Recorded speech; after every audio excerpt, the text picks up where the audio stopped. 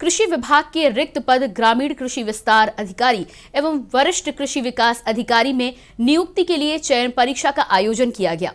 MPPEB द्वारा answer sheet open कर दी गई। इसके बाद कुछ उम्मीदवारों ने इस परीक्षा में एक विशेष परीक्षा केंद्र के अंदर घोटाले की आशंका जताई है। क्या है पूरा मामला, आपको दिखाते हैं पहले एक रिपोर्ट।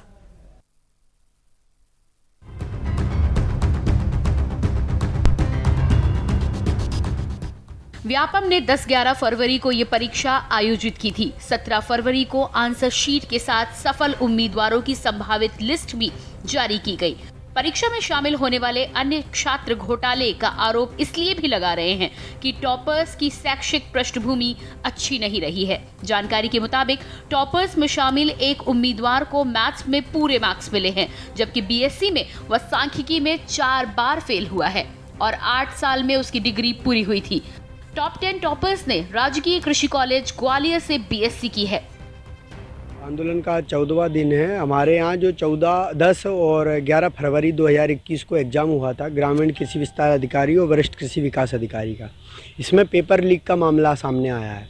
पेपर लीक मतलब ऐसे छात्रों ने इसमें टॉप किया है जिनका एकेडमिक तो शून्य के समान है, मतलब जो पास नहीं हो पाए। 4 साल की डिग्रियां 8-8 साल में जो कर रहे हैं, 6-6 साल में। हमारी मांग यही है कि इसकी न्यायिक जांच हो और एक विशेषज्ञों का पैनल गठित किया जाए पारदर्शिता के साथ, और उससे इनसे पूछताछ की जाए भाई कि तुम्हें एग्रीकल्चर में अगर तुम 99 और 98 नंबर ला रहे हो 100 में से, तो तुम्हें कितनी जानकारी है। बाद में व्यापम जैसा ही PEB ने फिर से घोटाला किया है और ये बहुत बड़ा घोटाला है, और हम सब बेरोजगार युवा इस अंधे से सभी साथ में हम यह आंदोलन कर रहे हैं कि अगर PEB ने एग्रीकल्चर विभाग में अगर परीक्षा ली है तो हमारे सभी युवा PEB ही लेता है और आगामी समय में भी लेता है। तो हम ये चाहते हैं कि PEB खत्म किया जाए और जांच किया जाए और दोषियों के ऊपर कार्रवाई किया जाए। दिग्विजय ने अपने ट्वीट में सीधे ही CM शिवराज और BJP अध्यक्ष VD शर्मा को आड़े हाथों लिया। दिग्विजय ने लिखा कि शिवराज सिंह चौहान की सत्ता में वापसी के साथ व्यापम घोटाला लौट आया है। उन्होंने VD शर्मा पर भी हमला किया। दिग्विजय सिंह के ट्वीट के ठीक बाद मुख्यमंत्री शिवराज ने कृषि विकास अधिकारी के पद के लिए व्यावसायिक परीक्षा मंडल द्वारा ली गई परीक्षा में शीर्ष 10 स्थान पाने वाले परीक्षार्थियों के समान अंक होने का मामला उनकी संज्ञान में आया है।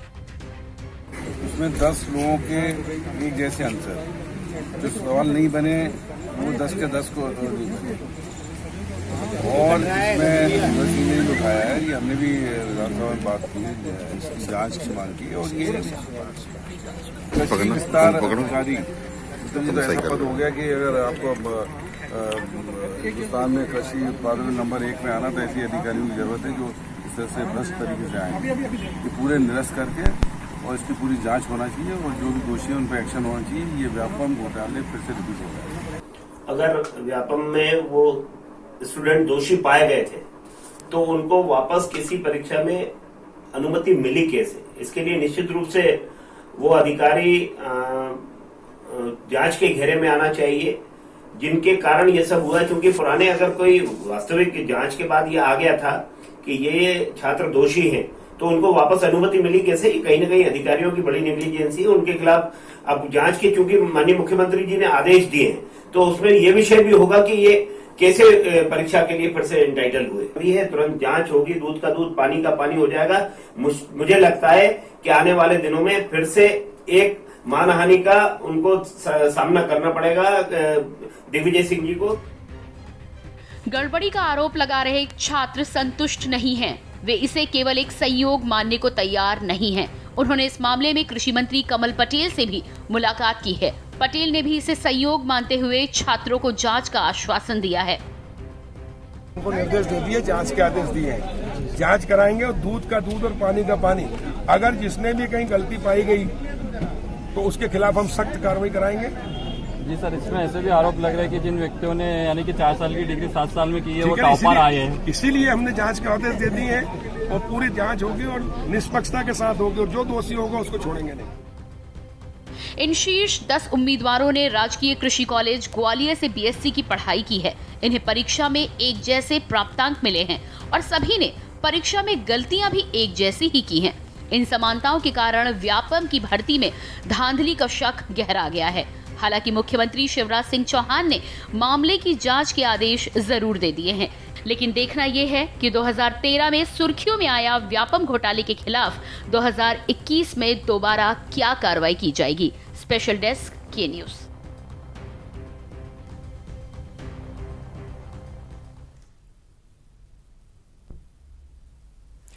तो हमने आपको दिखाया कि पूरा मामला क्या है। बड़ा सवाल यही है कि जो छात्र कभी परीक्षा नहीं पास कर पाते थे वो अचानक टॉपर कैसे बन पाए थे। ये चमत्कार आखिर किसने किया है और इसके पीछे कारण क्या है, इसी विषय पर आज हम चर्चा करेंगे। चर्चा करने के लिए मेरे साथ एक पैनल जुड़ेगा। हर्ष शिवहरे, संवाददाता ग्वालियर, गणेश तिवारी, संवाददाता इंदौर, सुमेर सिंह, छात्र नेता बड़वानी, इसके अलावा अवधेश चंद्रवंशी, स्टेट हेड भोपाल भी हमारे साथ जुड़ेंगे। आप सभी का बहुत बहुत स्वागत है कार्यक्रम में। सबसे पहले अवधेश जी आपके पास आना चाहूंगी।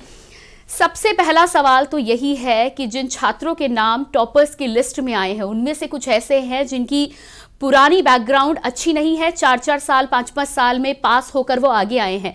तो सबसे पहला सवाल यही बनता है कि जो छात्र पहले परीक्षा भी नहीं पास कर पाते थे वो अचानक से टॉपर कैसे बन गए।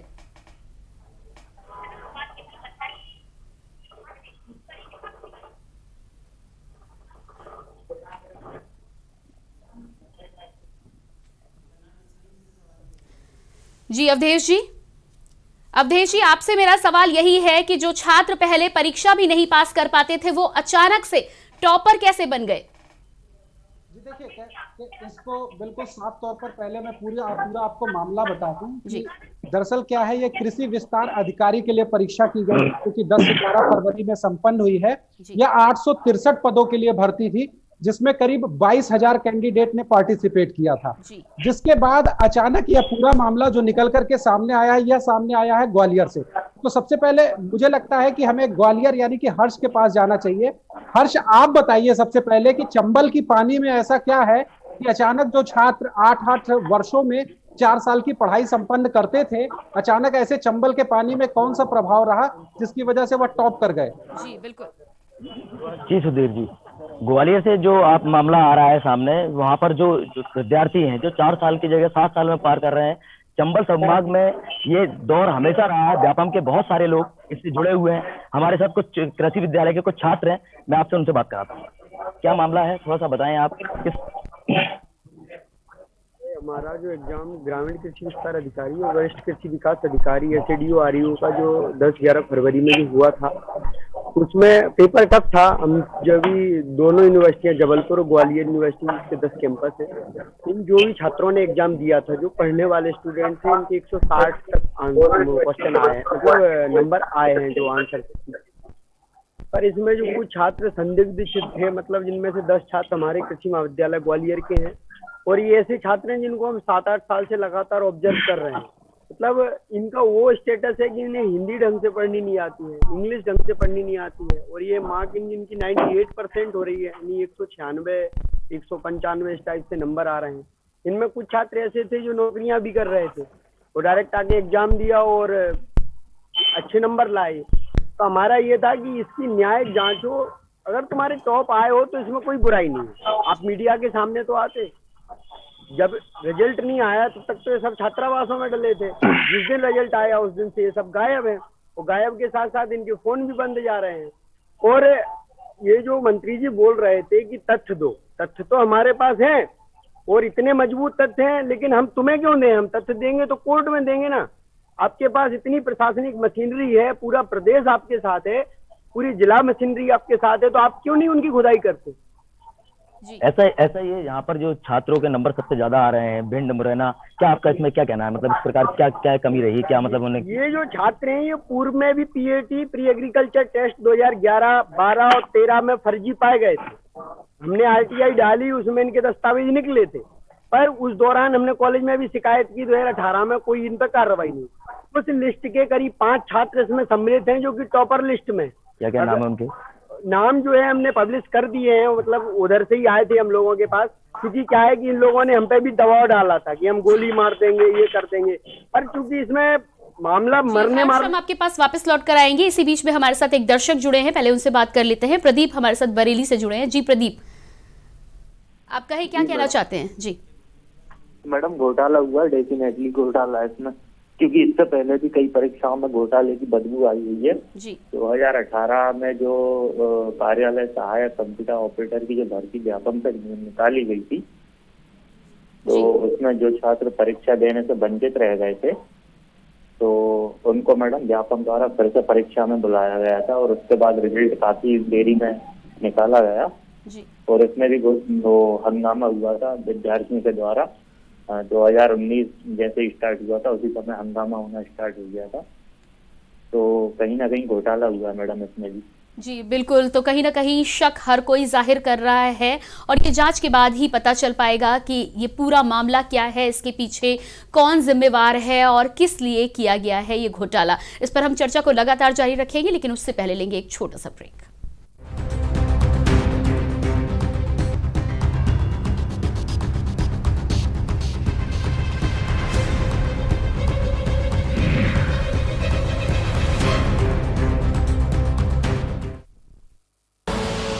आप देख रहे हैं के न्यूज, खबरों का सारथी। उत्तर प्रदेश में योगी सरकार अपने दावे और वादे पर खरी उतरी है। अपने दमदार काम से प्रदेश में विकास की गति देते हुए यूपी को संवार रही है। यूपी में जो 70 सालों से नहीं हुआ, उसे योगी सरकार ने 4 सालों में कर दिखाया है। राजकीय विद्यालयों में आधुनिक तकनीक के माध्यम से शिक्षा, प्रतियोगी छात्रों को कोचिंग की सुविधा के लिए मुख्यमंत्री अभ्युदय योजना। बीते 70 सालों में सबसे अधिक विकास योगी सरकार में हुआ है। आगामी 50 सालों के लिए हेल्थ इंफ्रास्ट्रक्चर का आधार तैयार किया। 15 लाख से अधिक लोगों का कोरोना वैक्सीनेशन। आयुष्मान योजना में 1.18 करोड़ परिवारों को 5 लाख का कवर दिया। 40 लाख से अधिक प्रधानमंत्री आवास की स्वीकृति और निर्माण। 4 सालों में 4 लाख से ज्यादा युवाओं को सरकारी नौकरी।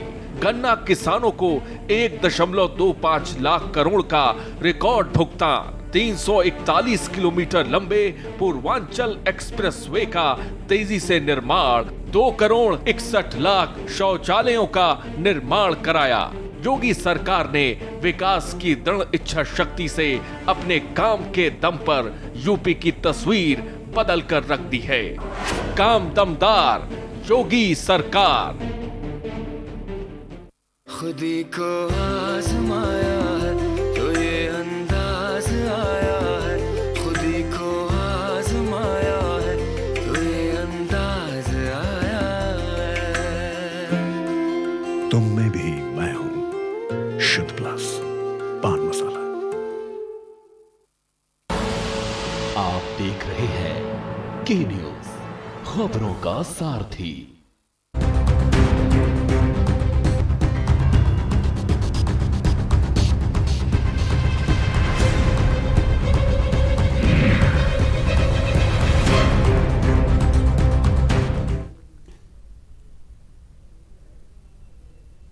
ब्रेक के बाद एक बार फिर से आप सभी दर्शकों का बहुत बहुत स्वागत है कार्यक्रम सूबा बोलेगा में। सूबा बोलेगा में आज हम चर्चा कर रहे हैं व्यापम 2.0 को लेकर।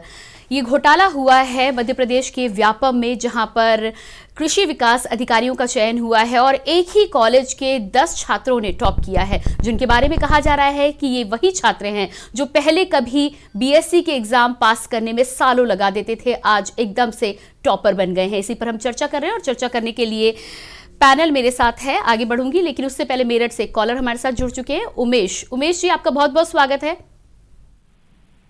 नमस्ते मैडम जी नमस्कार। मैं ये कहना चाह रहा था कि मध्य प्रदेश में व्यापम घोटाला एक भी हुआ था जिसमें भ्रष्टाचार का बोलबाला था, उसमें केवल जांच हुई है और कुछ नहीं हुआ है। इसी प्रकार ये व्यापम घोटाला तो हुआ है जिसमें पैसे लेकर बच्चों को पास किया गया है, उन्हें नौकरी दी गई है, इन्हें जिनसे पैसे लिए गए हैं, और भ्रष्टाचार का बोलबाला होने के कारण इसमें जो ईमानदार बच्चे हैं वो पास नहीं हुए हैं, तो ना ही उन्हें नौकरी मिली है। इस प्रकार की जांच सख्ती से होनी चाहिए और ईमानदार बच्चों को जॉब मिलना चाहिए। बेईमान बच्चों को बाहर निकाल देना चाहिए, ये मेरा कहना है। जी बिल्कुल, बहुत बहुत धन्यवाद हमें कॉल करने के लिए। तो सवाल यही है कि दम भरा जाता है कि युवाओं को रोजगार देना है, आत्मनिर्भर भारत बनाना है, राज्यों को आगे बढ़ाना है, लेकिन जब तक इस तरह का भ्रष्टाचार सिस्टम में मौजूद रहेगा तब तक देश और राज्य किस तरह आगे बढ़ पाएंगे, ये बड़ा सवाल है। आगे बढ़ेंगे और एक बार फिर से हर्ष आपके पास आना चाहूंगी। आपसे एक बार फिर से मैं ये जानना चाहूंगी कि जिन तमाम छात्रों से आपने बातचीत की है उनसे ये जानना चाहूंगी कि ये तमाम जो छात्र जिन्होंने टॉप किया है इनका सेंटर भी एक ही था। जी। तो इसके जी मैं आपसे जानना चाहूंगी कि आपने छात्रों से बात की, उनका क्या कहना है कि एक ही सेंटर के 10 छात्र टॉप करते हैं और वही शीर्ष टॉप में आते हैं, तो इसके पीछे भी शक तो हर किसी को है, लेकिन ये बिल्कुल साफ साफ सामने नजर आ रहा है कि कहीं ना कहीं कोई गड़बड़ी जरूर हुई है जिसकी वजह से ये परिणाम सामने आए हैं।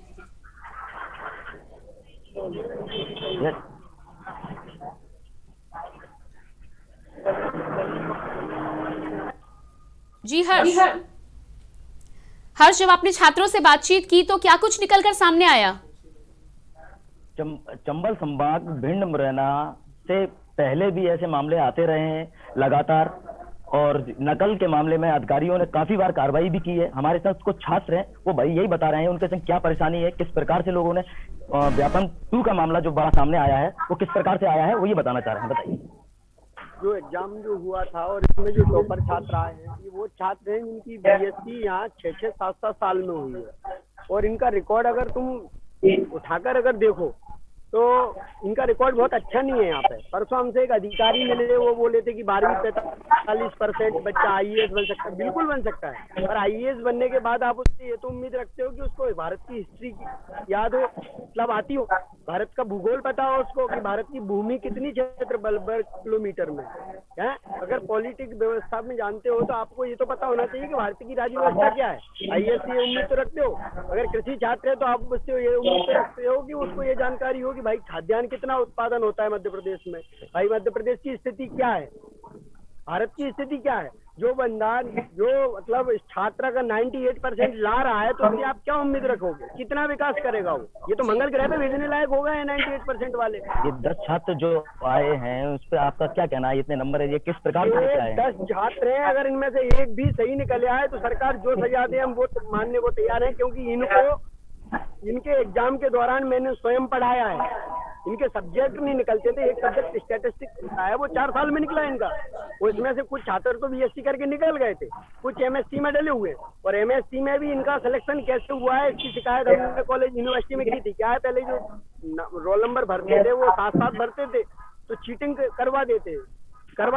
2019 के बाद ये व्यवस्था भंग हुई है, इसलिए एमएससी मिलना कम हो गया। आपने ये बताया था 2013 में भी ये लोग ब्लैक लिस्टेड हुए हैं, उसको थोड़ा मामला बताइए। उसका ये मामला था कि एंटी करप्शन ऑफ इंडिया का लेटर आया था, मैंने आरटीआई डाली थी रजिस्ट्रार ऑफिस में, जिसका एक पत्र इंदौर गया था, एक पत्र ग्वालियर आया था।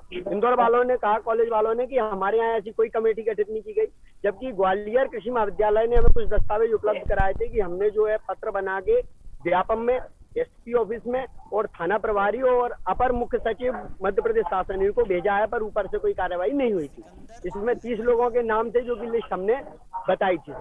जो अभी 10 लोग हैं उस लिस्ट में उनमें से 4 से 5 लोगों के उस लिस्ट में नाम है जो उस टॉपर थे, और उस दौरान भी ये रैंकर थे, सेकंड रैंकर, थर्ड रैंकर। तो सवाल आपसे भी वापस करेंगे और इनसे छात्रों से भी हम बातचीत करेंगे, लेकिन उससे पहले हमारे साथ कॉलर हरियाणा से सिकंदर जुड़ चुके हैं, उनसे जानेंगे क्या कहना चाहते हैं। जी सिकंदर, आपका बहुत बहुत स्वागत है।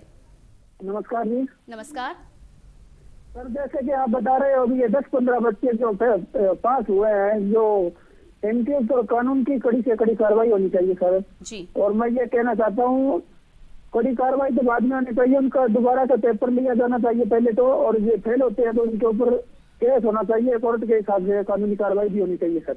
जी बिल्कुल, कॉल करने के लिए बहुत बहुत धन्यवाद। और नियम के अनुसार तो ऐसा ही होना चाहिए कि जांच भी होनी चाहिए, और साथ ही साथ इन सभी छात्रों को एक बार फिर से परखना भी चाहिए कि जिस पद के लिए इनका चयन हुआ है क्या वो उस पद के काबिल हैं या नहीं है। आगे बढ़ेंगे और सुमेर जी आपके पास आना चाहूंगी। मैं आपसे ये सवाल करना चाहूंगी कि आप छात्र नेता हैं, छात्रों के हित के लिए आगे बढ़ते हैं, तो इस मामले में आप क्या करने वाले हैं आगे, क्या कुछ आपकी अगली कार्रवाई होगी?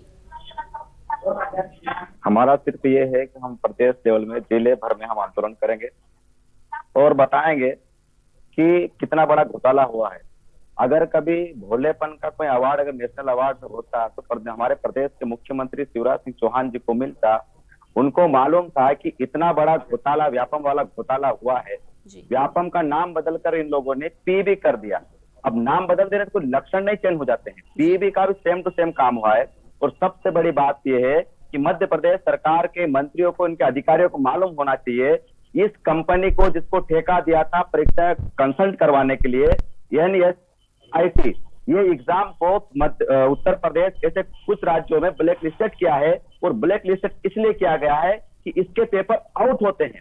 ये फर्जी है, ये इनका कोई ट्रस्ट नहीं है, इसलिए ब्लैक आउट किया था, लेकिन ब्लैक लिस्टेड किया था। इसके बावजूद मध्य प्रदेश ने, पीबी ने कैसे ठेका दिया, कैसे कनेक्ट करवाया।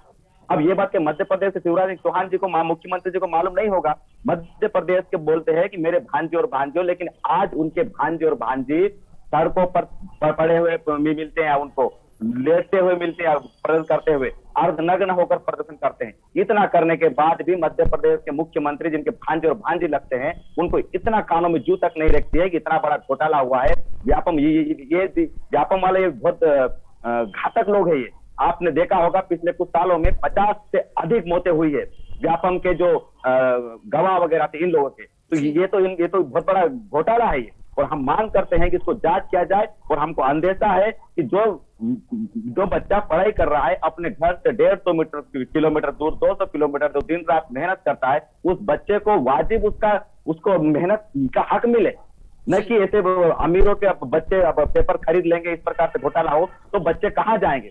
आज मैं NCRB की रिपोर्ट पढ़ रहा था। 2018 में NCRB की रिपोर्ट जब आई थी तो 2018 में 1 घंटे में 3 बेरोजगार सुसाइड कर रहे हैं।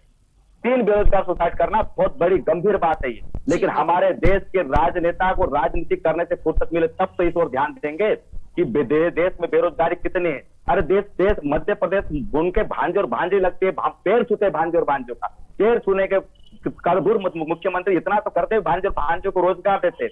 जब वो घोटाला आज के प्रदेश का नाम लेते हैं मध्य प्रदेश का, तो बात आती है कि व्यापम घोटाला, मध्य प्रदेश जहां जाता है व्यापम घोटाले के नाम से। तो क्या कर रहे हैं ये मुख्यमंत्री मामा जी?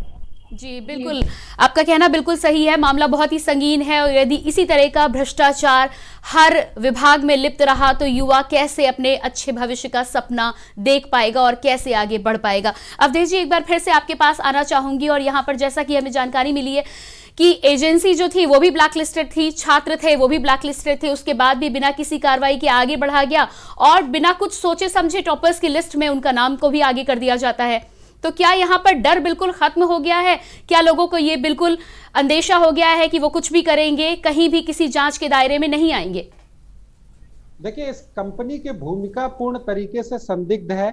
और अगर ये मुंबई की कंपनी है NSEIT, जिसको यहाँ पर प्रोफेशनल एग्जामिनेशन बोर्ड ने ये एग्रीकल्चर डिपार्टमेंट की ये परीक्षा जो है संपन्न कराने के लिए वो किया था, निर्देशित किया था।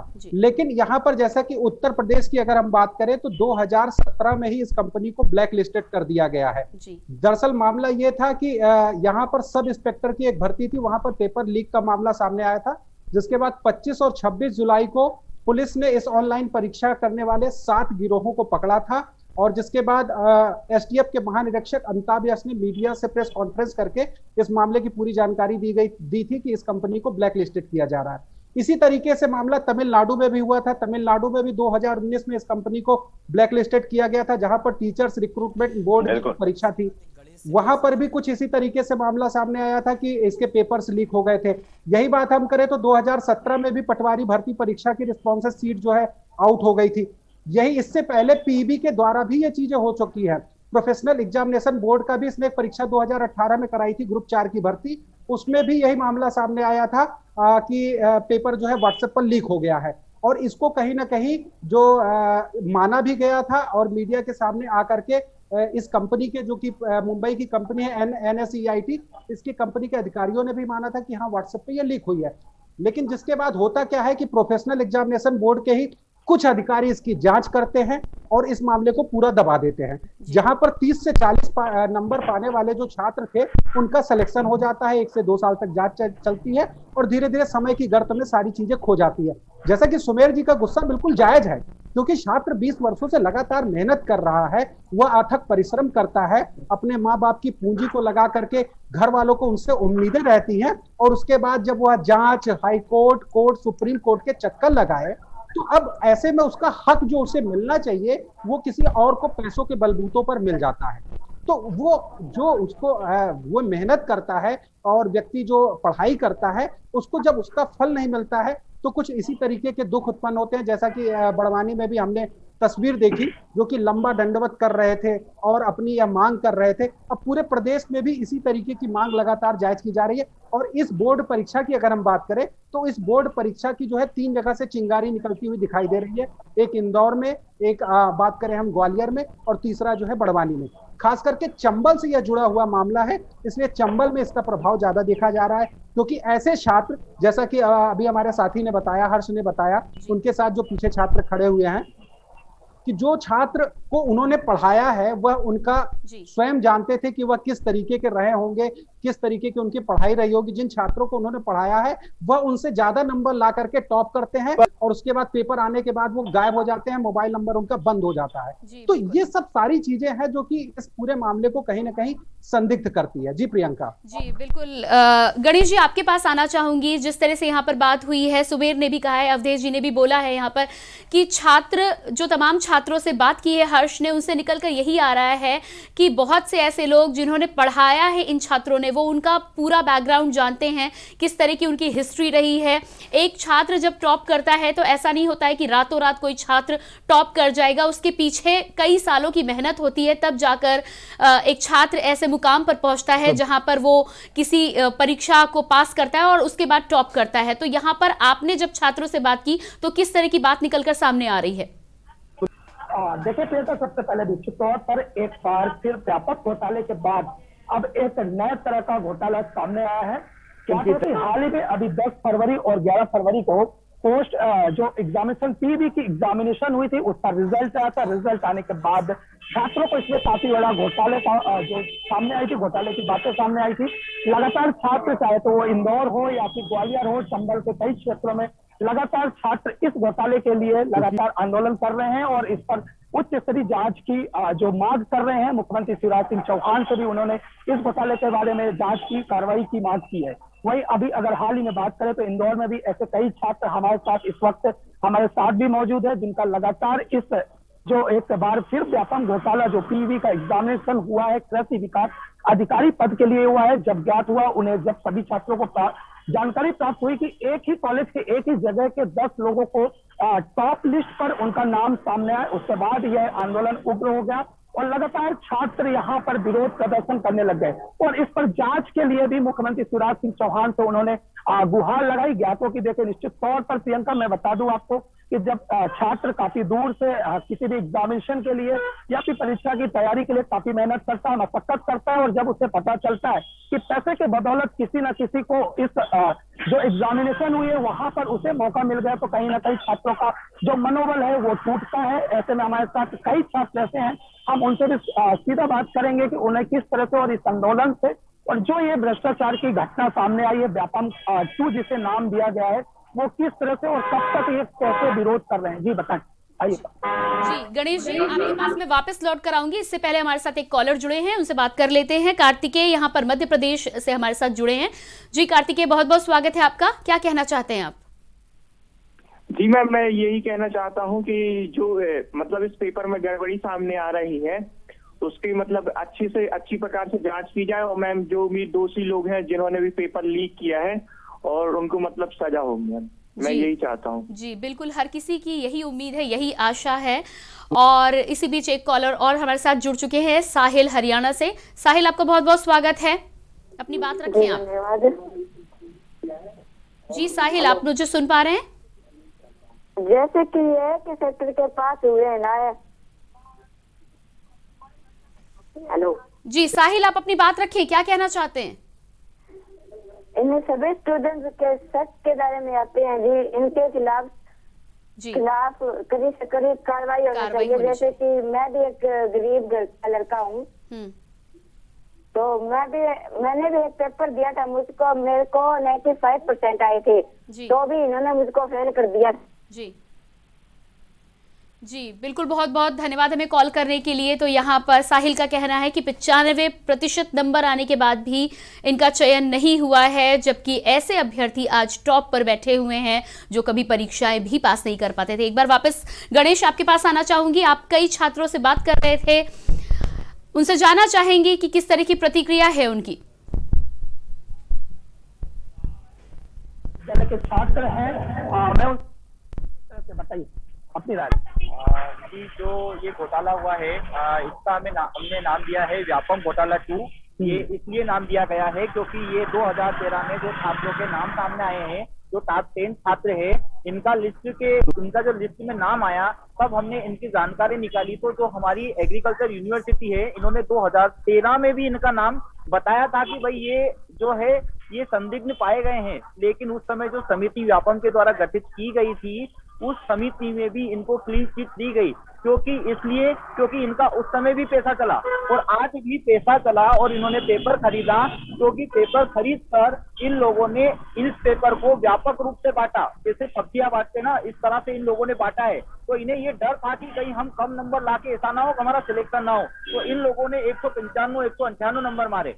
तब ये हमारी पकड़ में आए हैं और इनने जब 4 साल की डिग्री जब 7-8 साल में की है, तो कैसे भरोसा किया जाए। इन लोगों ने घोटाला किया है और ये कृषि छात्र जो बैकवर्ड और ऐसे क्षेत्र से आते हैं, गरीब छात्र, कि वो यहाँ पर इंदौर में या कहीं भी रह के कैसे अपना गुजारा करेगा, उन लोगों के साथ धोखा किया है।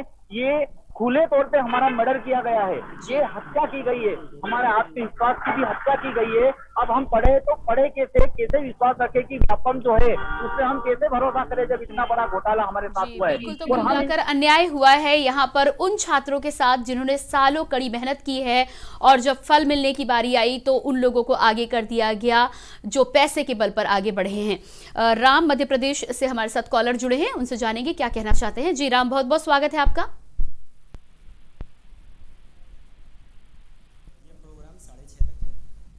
राम, क्या आप मुझे सुन पा रहे हैं?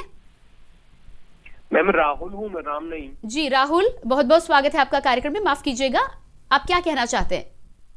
मैम इसी तरह पहले ग्रुप 4 में भी हुआ था जी, जो 2018 में ग्रुप 4 परीक्षा हुई थी, तो इसी तरह उसमें भी हुआ था। और हम लोगों के साथ लगातार अन्याय हो रहा है, जिसका हमने कोर्ट केस भी लगाया था, लेकिन अभी तक उसमें लगातार सुनवाई की डेट देके पिटीशन खारिज कर दी गई। जी बिल्कुल, तो वो डिसीजन अभी भी लंबित है? नहीं, खारिज कर दी गई है, कुछ भी उसका निर्णय नहीं दिया और खारिज कर दिया गया, और हम लोग परेशान होते रहे 2 महीने से ज्यादा।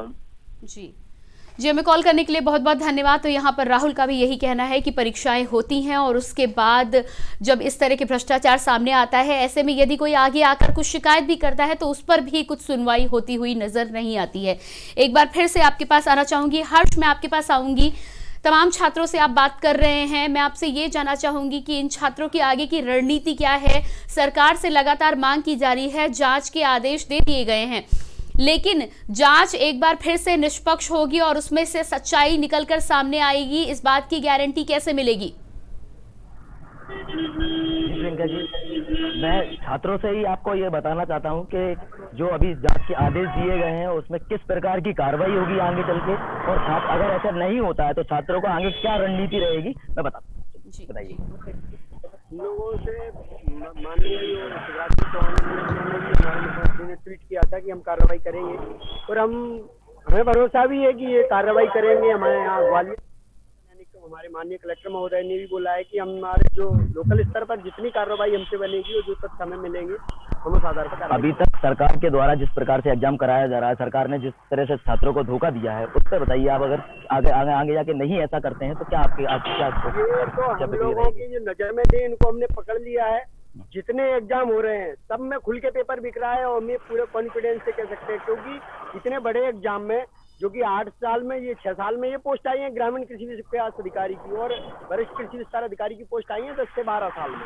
तो इसमें इस कदर इन्होंने धांधली की है, संस्थागत हम लोग थे इसलिए पकड़ लिया। ये जो पटवारी पुलिस जितने भी हैं, बच्चे 12वीं के हैं, उनको इतना समझ में नहीं आता। सब में ये धांधली चल रही है और दलाल इसमें बहुत एक्टिव है। और अगर सरकार इसमें ठोस कदम नहीं उठाती और हमारे यहाँ कार्रवाई नहीं करती तो हम आंदोलन जारी रखेंगे और हम कोर्ट भी जाएंगे। आपके पास वापस लौट कर आएंगे हर्ष। अकरम हमारे साथ रुड़की से जुड़ चुके हैं। जी अकरम, बहुत बहुत स्वागत है, क्या कहना चाहते हैं? नमस्कार। हमारा ये कहना है मैडम, ये जितने भी घोटाले होते हैं तो वो बिना साजिश के नहीं होते, सरकार ही इसमें इन्वॉल्व होती है और जनता का जो है इसमें समय वेस्ट होता है। चाहे वो टीकाकरण घोटाला हो, चाहे डामर घोटाला हो, चाहे सड़क घोटाला हो, या अनाज घोटाला हो, या दवाई घोटाला हो, या इंजेक्शन घोटाला हो, या व्यापम घोटाला हो। व्यापम घोटाले में नरेश यादव जी जब समय थे तो वो डिस्ट्रिक्ट से आते थे, उस डिस्ट्रिक्ट में भी उनका अगर संसदीय क्षेत्र और उनका विधायकी क्षेत्र देख लिया उसमें भी घोटाला है जी। तो इसलिए व्यापम घोटाला कोई बड़ा बात नहीं है। देश का सबसे बड़ा घोटाला इस समय जो है तमाम मुखबरी है वो भी घोटाला ही है। ये हमारी बात है कि सरकार इस पर निष्पक्ष जांच करे और उन लोगों को सजा दे। थैंक यू जी, बिल्कुल शुक्रिया कॉल करने के लिए। अगले कॉलर गजानन मध्य प्रदेश से हमारे साथ जुड़े हैं। जी गजानन, स्वागत है आपका। नमस्कार मैम। नमस्कार मैम, मेरा कहना ये है, हम कृषि छात्रों की ये मांग है कि ये 10 लोगों के जो हमने नाम दिए हैं इनके सबूत हमने प्रशासन को और सरकार के समक्ष रखे हैं जी। हमारा ये कहना है कि ये 10 लोगों की तो जांच करके हमने दे दिए, हमको नहीं पता कि पेपर पूरे मध्य प्रदेश में कहाँ कहाँ फैला है, किस किस को फैला है। तो हमारे सरकार से यही मांग है कि पूरी भर्ती परीक्षा की निष्पक्ष जांच की जाए और भर्ती परीक्षा में जो भी दोषी पाया जाए उनको इस प्रकार सजा दी जाए कि आगे भविष्य में किसी भी छात्रों के साथ भविष्य के साथ खिलवाड़ नहीं हो और इस भर्ती परीक्षा को निरस्त करके पुनः इस भर्ती परीक्षा निकाली जाए और प्रति छात्रों के साथ न्याय किया जाए। जी बिल्कुल, होना तो यही चाहिए। हमें कॉल करने के लिए बहुत बहुत शुक्रिया। संतोष भी मध्य प्रदेश से हमारे साथ जुड़ चुके हैं, उनसे बात करेंगे। जी संतोष। हेलो जी संतोष, स्वागत है आपका, आप अपनी बात रखें। हाँ मैम जी, मेरा कहना है कि इसमें बहुत बड़ी स्तर पर धांधली किया गया है इनसे। तो मैम जो इसमें अधिकारी लोग हैं उसकी जांच के ऊपर हमारे बिल्कुल भरोसा नहीं है। इसकी जांच SIT से करना चाहिए, CBI से कराना चाहिए मैम इसकी जांच। जी बिल्कुल, धन्यवाद हमें कॉल करने के लिए। तो हर किसी का यही कहना है कि जांच जिनसे कराई जा रही है वो भी विश्वसनीय होना चाहिए, क्योंकि जांच की विश्वसनीयता तभी है जब जांच निष्पक्ष हो। यदि कहीं ना कहीं जांच में भी ऐसे अधिकारी शामिल होते हैं जो एक बार फिर से झुकाव करते हैं छात्रों का, तो फिर जांच भी पूरी धरी की धरी रह जाएगी और एक बार फिर मामला वहीं का वहीं अटका रहेगा। सुमेर, एक बार फिर से आपके पास वापस लौट कर आना चाहूंगी। तमाम जो छात्र हैं जिनकी ये मांग है कि जांच कराई जा रही है और आंदोलन वो करते रहेंगे जब तक पूरा मामला निकलकर सामने नहीं आएगा। मैं आपसे ये जानना चाहती हूँ कि 10 लोगों की तो बात हो गई, 10 की बात निकलकर सामने आ गई, लेकिन उसके अलावा भी क्या आपके पास कोई जानकारी है कि और भी कुछ लोग इसमें लिप्त हो सकते हैं जिनका नाम आया है और वो उस पोस्ट के या उस पद के लायक नहीं है? बिल्कुल बिल्कुल प्रियंका जी, इसमें जी सुमेर, आपके पास वापस लौट कर आऊंगी, लेकिन इससे पहले आइए आपको लिए चलते हैं एक बार फिर से लखनऊ, जहां पर उत्तर प्रदेश के CM योगी आदित्यनाथ संबोधित कर रहे हैं। आपको सुनाते हैं। आज से 4 साल पहले गन्ना किसानों की स्थिति क्या थी? अब भी हम लोग जब आए थे 5-6-7 वर्षों का गन्ना मूल्य का बकाया था। खानसारी उद्योग को पूरी तरह पाबंद कर दिया गया था, लाइसेंस नहीं मिल पाते थे। आज तो आवेदन करने के कुछ ही घंटों के अंदर उसको लाइसेंस भी मिलता है, लाइसेंस शुल्क माफ है, ऑनलाइन व्यवस्था कर दी गई है।